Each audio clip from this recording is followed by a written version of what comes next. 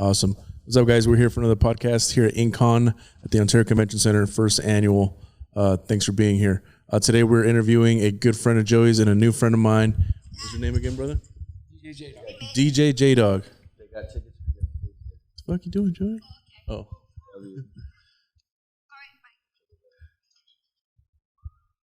I was a fam, and I tell you what, no matter what, family comes first, and you should always do that. Family should always be first. The wife, and I appreciate that for your patience. Thank you so much. Yeah, no, it's all First good. annual Inkcon, day 2, technically day 1 if you really count. I mean, Friday was good. Friday's just a warm up. Pre-launch. Yeah. You know what I'm saying? Getting all the stuff taken care of, working out the kinks. Absolutely. You know, which there was a lot. There was a lot.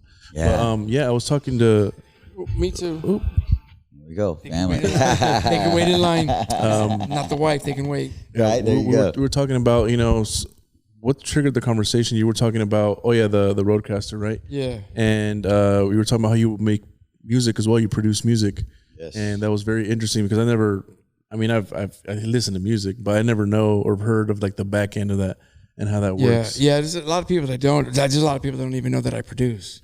Okay. You know what I mean? It's just something that was just a little hobby that I wanted to do as a DJ. I've seen other homies in the industry as far as where we come from, locally to Oceanside. Shout out to Karma over at Pacific Ocean Records and Dungeon Studios. He actually turned me onto it. I just being his DJ, just watching in the studio. I'm like, man, I can cook like that too. Okay. So myself and my son-in-law, we decided to get into it, and once a song hit, and that's all it takes was the one, and it was actually on accident. Nice. Sometimes that's even like videos like that go viral. Yeah. Sometimes you don't expect it to be the one and it'll pop off. So when you're making music, are you using like the drum pads and stuff like that? Or All. Okay. So everything's from scratch. Yes. That's awesome. That's awesome. Yes. They have sound pools out there that you can subscribe to, so you can download sound bites. Okay. And then you put it together yourself. And that's copyright free. Like you can. Yes. Okay. Yes. So that can be yours once you make the beat. And what it does is it also makes it easier for composers, producers, and beat makers, because they don't have to find the sounds. They can download tons of drums, and then they make their own drum racks. Instead of saying, okay, I got to sit there, boom, I got to record that. Okay, more 808, boom.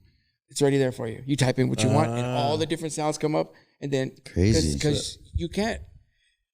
It's hard to get. I forgot how many seconds it needs to be to actually register. 15. So the boom, that's not enough to register. So that's why all that stuff can be used. You can't copyright that. Yeah, I think it's 15 seconds. Yeah. Basically, we used to say you can't copyright a fart.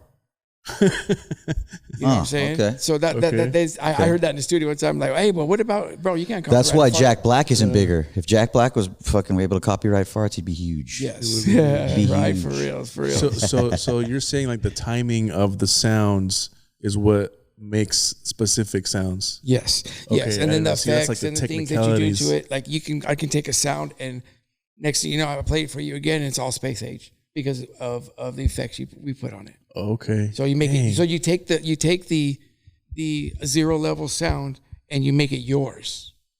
So it's essentially like if I was to compare it to painting, it's like you having your base color, then you're adding a little bit of this color, a little bit of this color to make your own color. Yes. And then you're even putting it together with the other colors to make.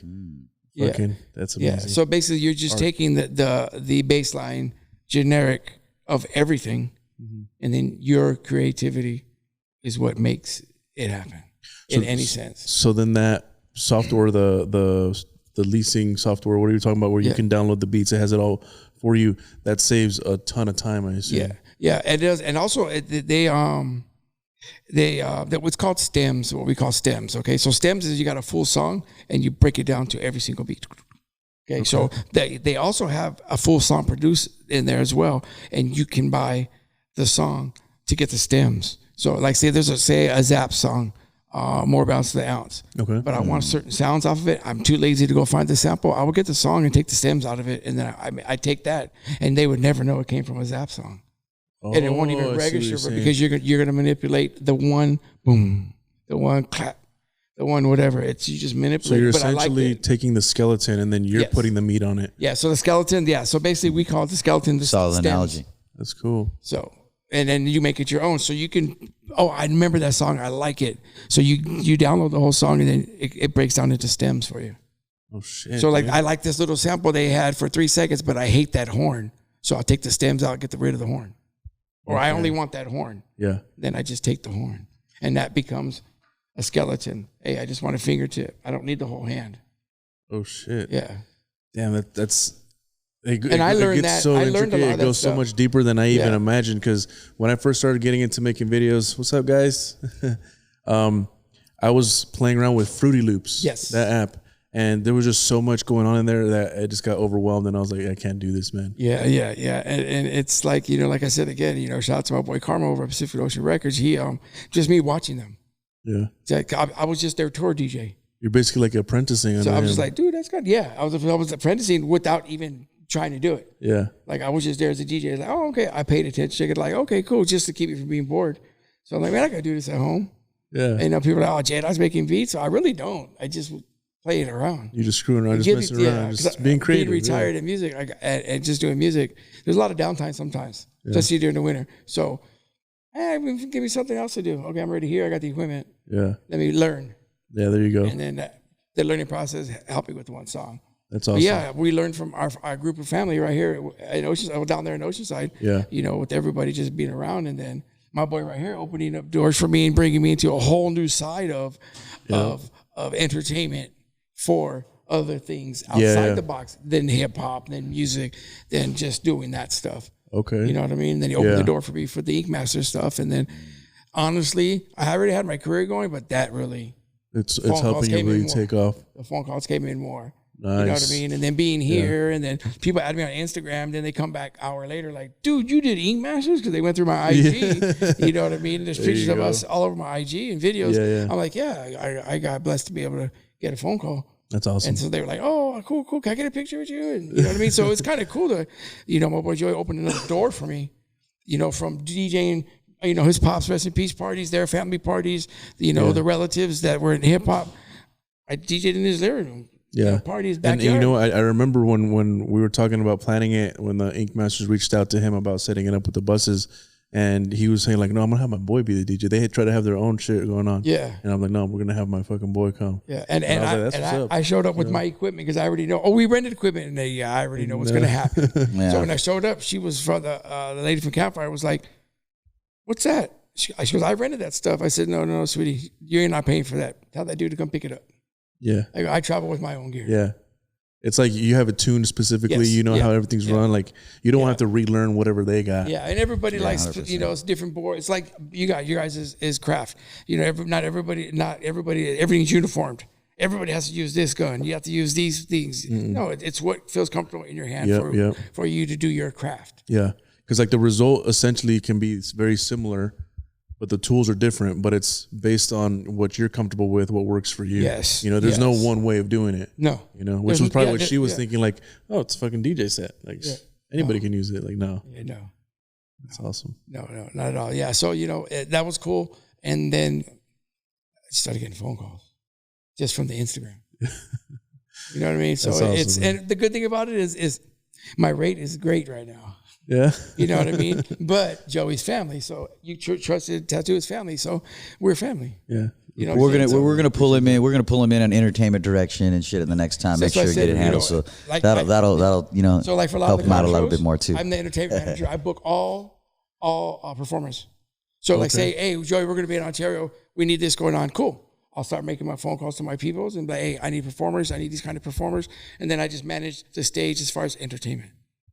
Okay. And I keep the flow going. So I do that I've been doing that lately for car shows now since Ink Masters. Oh, nice. So that's what's up. Another way to make money. Yeah. You know what I mean? So I really like when you were talking about when you made the beat that you said took off and you're still making. Is that what it's called? Yeah, F you pay me. Yeah, my boy Flawless, San Diego. Nice. Yeah. So that one you said you guys were kind of just. Is that the one you said you guys were kind of just messing around? Yeah, messing around. He did it, and then put it out, and then it just caught. It just started and trending. We stayed independent with it. Stayed independent. It's like so if it hits, it hits. If it don't, we can't say shoulda, woulda, coulda. Got you. So it was a shoulda, woulda, coulda. Okay. Like we didn't want to make it a shoulda, woulda, coulda story. So we say, hey, why not? Yeah. What's the worst thing that could happen? Nothing. Nothing's happening right now. Yeah. That's right. And then next thing you know, take that leap. My boy calls me like, bro, you got plaques coming. You got checks coming. And you're like, what? Sent a picture with him with his flag. I'm like, what are you talking about? He's like, bro, after you pay me. And I was like, oh, you're like, what? What? I'm a DJ, bro. You didn't even realize that shit was going on. It was popping off. Yeah, we did it. It just, he ran with it and he did all the promo, everything he did. And next thing you know, boom. So because you guys dropped it independently on your own, you guys own everything full through. Wow. So whenever somebody wants to use it, we can lease it out. Or you were saying doing it on the, is that the same as? No. So there's ways about as far as like getting paid off your work. We call it a split sheet in the industry. The split sheet tells you who gets paid what, where, when, and why. Okay. And what percentage of it. So it was just him and I. Okay. So it was just okay. But that's kind of like saying, now we're not gonna make no money now. If it hits, we get paid in back end. So you can do back end payouts. On the guy that did Friends. Yeah. I went to a seminar and he was speaking and he was just straight out like, I had a feeling this sitcom was going to hit. Yeah. So instead of just selling them directly up front, on a front end bonus with a back end payout, and he didn't get nothing for years. Now every time so the one thing about good on back end payout is now that every network that buys it to restream it, he still gets a check because he didn't do a buyout. That's awesome. And that shit's still going. It's still getting paid. going. So he's still getting paid. TBS every day. My wife watches it religiously. Wow, that's her novella. So and I just sit there and she looks and she's like, dude, this guy is getting paid. He's getting paid for a jingle, bro. That's awesome. You know what I'm saying? That's inspiring. Right? That's it. Boom, paid. Yeah, that shit gets stuck in your head. It is. And it's a catchy jingle. They got. I remember when it first came out, they got ringtone rights. They were one of the first groups to do ringtone rights and all that stuff. Yeah, the people that ran with the song went full media with it. The guy just came back like, cool. If it hits, I get paid. And that's kind of if it hits, I get paid. Yeah, that's awesome. That's freaking cool. But that's the thing about putting out that energy, that creativity. You know what I'm saying? Like, there's this one artist. I forget exactly who it is, but he's like, hey man, when you have that creativity hitting, when you feel that creativity, that creative energy, you guys produce. Don't sit and wait and think about what I got to do. What am I thinking? What's the plan? What's this and that? Just produce it, bro. Put it out in the world. Get it going because you never know what could come from it. Yeah. And I got a prime example of that, okay? So so basically, you guys already know the whole Interscope story with Death Row and everything, okay? Yeah, okay. So we're going to recreate you. Dre recreated them. Boom, Interscope, Aftermath, Shady Aftermath. So when they signed Eminem over, he told his squad, I'm going to go here. There's your budget. I need an album when I get back. And he left for profit. When he came back, they were doing Purple Hills. That's what they was doing. They didn't do it. D12, Purple Hills. Exactly. Yeah. That was it. And then he had the studio for them. Hey, do your album, put your album out. Boom, boom. You got to work while I'm gone. No, they needed him to hold his hand. And he didn't have time to hold your hand. So that's why they fell off. Because I always wondered because they didn't want to put the work in their they craft. Were under Eminem. Like, I'm surprised I know there's more to it as well, which that's probably their closed door meetings. But just the basics is when your boss tells you, I need you to work till I get back because I'm going to drop your stuff because we're going to get our own distribution deal. They stepped on it. Well, that's the thing. Aftermath. Yeah, you get an opportunity. If somebody gives you an opportunity, you got to run with it. You know what I mean? If you're not going to run with it, then that's on you. Yeah. And like I remember nobody heard of D12. And then Eminem was like, this is my group. I'm like, oh shit, D12, boom, boom. And then you heard the shit like, okay, cool, all right, cool. They had a couple catches. And then that was it. Yeah, that was it. Right? And it's just like your guys' craft. Apprenticing, okay, you know what you're doing already. You're learning setups, you're doing cleanup, you're doing tear downs, you're tracing, you're doing fonts, all the stuff that you guys have to do as far as artwork. So we're like, hey, we're going to go to this convention. You guys are staying here holding down the fort, but I expect this kind of stuff done. You get back and your apprentices aren't doing their job. Yeah. Well, eventually you let them go. And that's what happened with D12. They fell off. Yeah. That makes sense. Well, shops are closed today. Trusted Tattoo Corona's closed today. Trusted Tattoo Gallery's closed today because we're out here. We put a note on the door. You know what I'm saying? But hopefully anybody who would be going to the shop is here today. And I'm gonna tell you what, Friday was spectacular, bro. J Dawg killed it out there with the DJ shit. We killed it out here in the podcast room. I mean, honestly, when you talk about teams and talking about putting things in people's hands, like I honestly feel like my favorite type of like leadership is to fucking hands off. We have a mission. We have a goal. Hey, I'm going to let you and your talents do this. You know what I'm saying? For instance, the TV. We had no idea this graphic was going to be on the TV behind us, you know what I'm saying? Yeah. But it was just like, I have a good team, a good quality team that's going to put some shit together, that's going to see an opportunity, take some initiative. Now you're a Devil Dog, so of course, you know, you got to expect that shit from the Devil Dogs. But, right. But I mean, but that's again, a quality of a good team. Somebody that's going to go and not only are they going to do what needs to be done, but then they're going to go above and beyond and show you, hey, not only can I do this, but check it out, I'm also doing this. And I'm like, what the fuck? I didn't even know. All right, let's roll. Yeah. And that's because you let them work. Because you let them work. One thing with my DJs, I managed 36 DJs in Groove Zone DJ Squad worldwide, all the way to Japan. And then 90% of them are on radio. So I managed 36 DJs worldwide with Groove Zone DJs. And I manage with my eyes, not my mouth. Okay. Because I want them to work. I want them to learn. I want them to fail and pick themselves up. I'm there for advice or what you need, but I manage with my eyes. Okay. Because if you keep your mouth shut and you're watching everything, you learn more. I guess it's kind of like comparing it to like raising children. Yes. If you're sitting there picking them up every time they fall, what's up, brother? You're good. Every time they fall, they're not going to learn. Yeah. You know, but if you let them fall, pick themselves up, dust themselves up, they're going to learn for the wrong, more valuable information. Yeah, but eventually they fall and they get up, they don't cry anymore. Yeah. Because they're like, oh, okay, it's nothing. Yep. Yeah. And you're just there like, hey, you good? You okay? Yeah, I'm good. Well, like for instance, like this show, like everybody keeps telling me like, hey man, I mean, you must be stressed. You must be this. You must be that. I'm like, I'm feeling good. I'm going with the flow, baby. And you know, day one, I got to admit, I was a little tweaked out, a little stressed out because I'm like, hold up, bro. Let's see how this goes, you know? But once it all laid out and everybody's doing their thing and you just let everybody flow. I'm telling you, I don't know, we haven't said this on film yet, but the convention center came to me and said that this is the most well-organized convention they've ever had in this building. This building's been here since 95. And the director of the convention center said this is the most organized convention she's ever seen. How crazy is that? And I mean, again, that's not us. That's us combined with all the talent and all the special artists and people here that we know they know what they're doing. They're coming in, they know what to expect. They know to get in line. Where's artist check-in? They all got in line. They all did their thing. Where's our booth? Boom. What do you need? Boom. You know, they know. It was seamless, bro. It was beautiful. Like I'm amazed and I'm just excited and I didn't know what to expect. This is our first time. And there was issues that, you know, we were handling, but we were handling it. Communication was good. Comms were on. We were, you know, someone was over here, someone's over here. The team was spread out. I noticed that. I noticed as far as like, I've done trade shows before. This is my first tattoo convention ever, but I've done trade shows before. And man, if your management ain't on point, you know, I've seen stuff go bad at San Diego Convention Center DJing down there a few times before. And here it's just like, they don't see us sweat. We just keep going with the punches. That's what I've noticed that what you guys are doing. Like, hey, we're gonna get it going. I'm on it. You know, you're like, okay, cool. You know, got a real solid team, man. Yeah, solid team. And if your team is solid, they never see you sweat.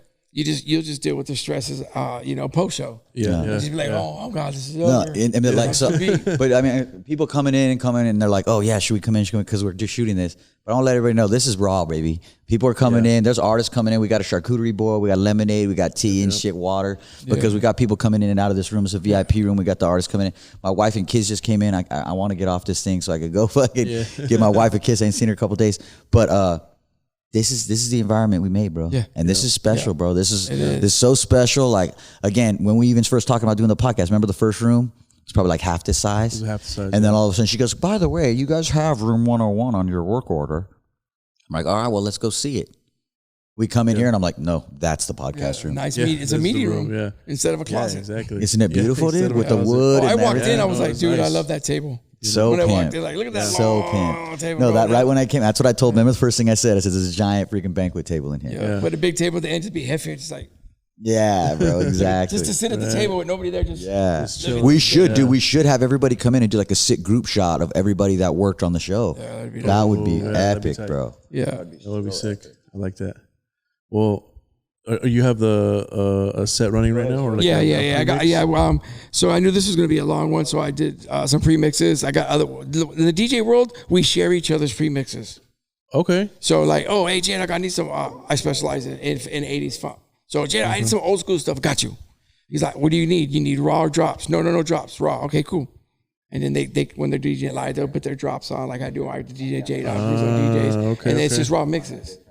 You know what I'm saying? Because we're doing a convention, you don't want to hear somebody else's DJ's name the whole time. Yeah. So we share. We share people that specialize in wedding reception mixes, dinner mixes. So we share everything. Shit. That's dope. So in the industry, everybody just shares each other's thing. Like you know what I mean. Hey, no, don't worry. Come down, Ted. I got you. I got a booth for you. Whatever. You're DJing. Don't worry about it. I got you set up. Just bring your laptop. Type stuff. That's awesome. But we share music. It's crazy to kind of see the similarities in your industry and what you're doing in the tattoo industry. You know, like as far as you share your artwork or your creations with each other to help each other get through a situation, whatever. And the same thing with us. Like if I'm not good at lettering, I might hit up my boy George and be like, hey bro, can you draw this lettering for me real quick? Yeah. And they'll do it in, and then I'll put it on and tattoo it. Yeah. You know? And that's each other backing each other up so they can have a successful shop or show, whatever they're doing. And then, but you wanting to better your craft, it's like, okay, I'm going to practice lettering now. Yeah. Me, I want to practice this scratch now. I want to practice this mix, or see if this is going to work. I'm going to try it one time type stuff. So, yeah. So if you're about your craft, you're going to continue. I'm going to learn that lettering. Well, for instance, yesterday too, like when Little Man wanted to get up there. Little K Dawg. Little K Dawg wanted to get up there and mix a little bit, you know what I'm saying? And you just kind of brought him in and said, hey, let me show him. I pulled up around the corner and I'm like, what the fuck is J Dawg playing? And I see, man, I'm like, oh, okay. Like, it's Little Man. But that's cool, man. That's special. That's one of those things, like we were talking about it yesterday with his pops and his uncles and shit. And they're like, bro, that's going to be like a core memory for him, bro. That's going to be something that he's never going to forget, bro. But I used to be that little kid. That's what I was 11 years old, and I told my uncle, what are you doing? Because he used to DJ all the neighborhood parties. Okay. So I'm learning how to play oldies and old school, late 70s, early 80s. So when he came over and his mom told me like, hey, he likes that stuff. I told, come on, bro, because I was you before. I go touch all that stuff. That way your curiosity gets out the way. So once you're done touching it, now I'm gonna show you how to use it. I had him beat matching in 15 minutes, not off the screen, off tapping his toe. Because that's old school way how we did it. We used to do vinyl in the 80s. So they were like, oh, look at the DJ rocking. Look at him. He getting his groove on. No, actually, I'm following the beat. I had my Geminis. I had my Geminis 500s. I had my Geminis 500, baby. See? That was it. I had those. Yeah. So, you know what I mean? Stuff like that, that hits home for me. Yeah. You know, then my mentor, Frank Z, DJ Frank Z. A lot of people don't know. Some people might not know him. He used to produce for Warner Brothers. A lot of stuff, some Paul Abdul stuff, a lot of stuff hit. Took me under my wing, did the same thing. Now I'm going to teach you sound reinforcement. I'm going to teach you this. I'm going to teach you legalities on contracts and entertainment law. And so, because I wanted to better my craft. Yeah. To where I'm at this point now, I can do a simple contract without sending it to my lawyer. Oh, yeah. Because I studied it and I learned it. You learn that legalese. You learn that legalese. You got to learn the craft as well as the business and like the technical side of it. Mm-hmm. Yeah, definitely. To run it smoothly. It's not just like, I can play this. I'm good. Like, no, there's... Yeah, and I have a team, so my son-in-law is my manager, so I make sure he comes with me, so he knows what to expect when we get to the show now. Okay. You know what I'm saying? Like when he came up here, when you opened that Ink Masters door for me, and my driver was there and my manager, and so you need to pay attention. I need you communicating with everybody so you know what's going on, because that was his first show ever. Oh, shit. At that caliber. Got you. Yeah, and that was dope. That was fire. That caliber. So, and it's a good show. That door opened more. I was having them campfires. They call me from New York for things all the time. So dope. And then my boy opened the door to a whole different side of the music industry, merging with other industries and crafts. And I know because my boy DJ J Rez, he does that stuff a lot. He does a lot of trade shows and a lot of big stuff like this, because he's with Psycho Realm, and he just continues to build his craft. And he's like, dude, we're not just doing clubs no more and car shows. Like, we're doing conventions and trade shows. And so I'm like, so when they found out I was here, because we got the PLD show tonight down there, they invited me. I'm like, dude, we're up here going to this. And so he's like, bro, I think I'm gonna come up Sunday. So who knows who he comes up with on Sunday? Come up Sunday. As I'm saying, come up Sunday, come up any day, come up today, you know? So it's like, I'm like I said earlier, we definitely appreciate it, because like the lineup that you said was going to be there tonight. Like, we appreciate you being here, man. You're crucial. Well, I'm Trusted Tattoo family, bro. On the Art Bus, I would DJ at Rookies and be parked outside Tatton. Awesome, every time we had an event, the Art Bus was pulling up. Everybody already knew it. Yep. That's right. That's how we do it. Still to this day. We got some next week at Black Plague. So it's like, you know what I mean? They opened the door for me for that. To take me to bring me on with your guys' family. And I told them, so stuff like this happens, it's like, we're gone. We're traveling. Well, we're flying where? Let's go. Run to Japan and do some ink. Let's go. I've DJed there plenty of times. Let's run it. So, but yeah. Inkcon Tokyo. Inkcon Tokyo. It's a blessing. You know, one thing about us on Oceanside, and I can say that probably that for everywhere, is everybody has their family. Yeah. You know, blood don't make you related. You know what I mean? Like I got some homies that, you know, that are there for me more than blood. Yeah. You know, but I have my blood that's there for me 24/7. Yeah. You know what I mean? But I have a couple homies that fit in that category. Yeah, exactly. You know, so it's not more the family, it's not, they fit in that category. Yeah, exactly. Like, so they become like primos, like my primos. Yeah, like you were saying, blood doesn't make you family. Yeah. You know, a lot of times the people that you work with, you spend time with on a day-to-day basis. Yeah. You guys, I mean, you guys may bump heads here and there, but you're basically brothers and sisters. Yeah, you become family. Yeah. And they add to the family that you already have. You know what I mean? So love this guy right here, man. I was in retirement. And he took me out of. I was going into retirement, and he was like, "I got another show for you, Ink Masters." Oh, no more retirement for me. Let's go. You know what I mean? And then, but what else are you gonna do, bro? Just keep going. I mean, I was already doing well, and then Joey just opened up the door for a whole new world. There you go. That's what we got to do, bro. That's what we do, bro. A whole new world. I'm like, yo, like this. It's a beautiful thing. And you know what I mean? Awesome, bro. So I really, you know, thank Joey as an individual and also as a brand and a company. Thank you, brother. Brand and a company. I won't be sitting here right now. I'd be home in my reclining chair playing with my Frenchie. My Frenchie be on my lap. I'll be watching novella on TV chilling. Yeah. Right. You know what I mean? It's just like, you know. And that's cool for a little bit, but then you got to get out there. Well, you know, 51. Man. I am disabled. I'm not handicapped. I'm disabled per the state. But it's like, Joey gets me off my reclining chair. That's what I'd be doing. I'm retired. I would just sit home and just, let's just get old. Yeah. And you know, my wife's like, no, you still got it in you. Get in the mix. Get in the mix. You need to find a hobby. Yep. Because you're gonna drive yourself crazy. Yeah, bro. You know, I know I got the studio, but I get tired of it sometimes. I don't even open it for like weeks. You want to step out and go somewhere where you. And this right here is I'm in my industry, and I'm in my industry, introduced into a new industry. Yeah. So now it's like, oh, I like this. I could do this for the next 5-6 years. Yeah. You know what I mean? And because I'm 51 years old and I still travel.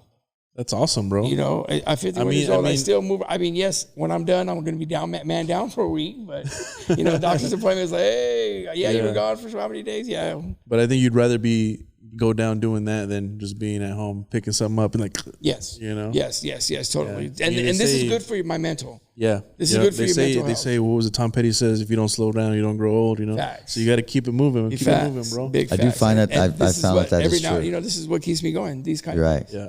Instead of, I retired, I made my money, I'm cool. Well, I can do that. You can do that. But I mean, we got more stuff, bro. This is my passion. We had the Lakers hit us up. Lakers want to do an activation with Jack in the Box. When we get you involved in that, That's right. I haven't got hit up by the Dodgers yet, but you know I got to do Chavez Ravine at some point, bro. I got to take the bus to Chavez Ravine, baby. I'd be like, yo, I'm a Chavez, bro. You got to. I let me drive through osmosis. I got to fucking be here. You know what I'm saying? Right. But yeah, like I said, just you know, it's another blessing. It is, bro. It is another blessing for the team. Mm-hmm. For the team, it is a great blessing. For the team, for the brand, bless you. It's a great blessing for the brand, and I'm just honored to be part of it. That's awesome, bro. You know, we're lucky to have you, man. You've been killing it. I don't want to take up too much more of your time. I gotta go hug and kiss my wife. Yeah, he's got to hug. You guys, I've been freaking dying right now. Yeah. But no. So thank you, man. You have Instagram. You have social media. Why don't you get a go? Yeah. So I basically just go on Google, type in DJDawg, J Dawg, and you'll find me. J Dawg. Because I'm the only DJ J Dawg. The other one is a rapper out of Texas. Cool dude, met him. And so, awesome. DJ J Dawg on everything: Twitter, Snap, TikTok. Yeah. TikTok, I go live twice a week. Per my label, it's in my contract. And you mix music. Oh, I gotta follow you, bro. Yeah, mix I be fucking with those lives. When I see a DJ on live, just punk music on. Yeah. So I was doing them on my boy stuff. Yesterday was my first official live here at Inkcon. We went live for the whole judging. Oh shit! Yeah. That was cool. Till my phone died. No, dude, the shit that you were getting was hot, bro. I was jealous. I was like, damn, man, where's my phone at? My phone was dead as fuck all night. So I lasted till about 7, and then it was dead. And then something's wrong with my charging port or something. I finished I think I didn't get the last 5, but I didn't get the last 5 on stage. I walked down through the line and I did everybody. There you go. Next because I know it was backing up a little bit. So let me knock everybody out so I get away. So I think I got everybody, but I didn't get the 5 on stage, but I got them in line. Okay. They could say, their story, their artist, their name, and the piece that they showed. So yeah, that was awesome. Everybody's like, "Yo, you went live? Are you gonna mix?" I'm like, "Nah, not today. I'm not gonna mix live today." Because that's awesome. So it's awesome. So yeah, DJ J Dawg. So you can find me everywhere, and I appreciate and love. Let's go. Awesome. Give him a follow. Give him a follow. Show the love, baby. You got to show the love, spread the love. J Dawg, thank you so much again, brother. You've been blessed, baby. And we'll see you on the next one, baby. We got another one coming. Inkcon 2023. Let's go. Thank you guys so much, man.